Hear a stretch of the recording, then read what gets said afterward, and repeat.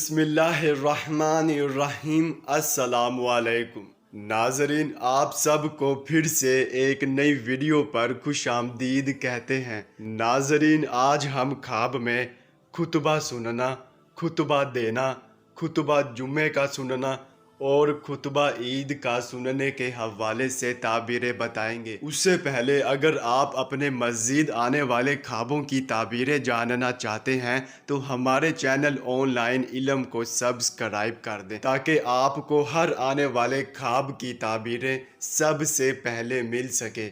چلیے اب چلتے ہیں خواب کی طرف۔ ناظرین، اگر خواب میں خطبہ سنا ہے تو اس کی یہ تعبیر ہوگی کہ اسلام کی طرف راغب ہوں گے اور اللہ تعالیٰ کے نیک بندوں میں شمار ہوں گے۔ اور اگر خطبہ دیتے دیکھا ہے تو لوگوں کو اللہ اور اس کے نبی کی طرف مائل کرنے کی بشارت ہے۔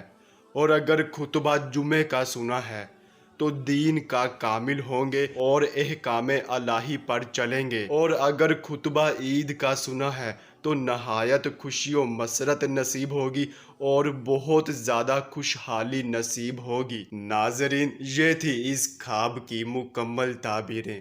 چلیے اب چلتے ہیں، انشاءاللہ پھر ملاقات ہوگی، تب تک کے لیے اللہ حافظ۔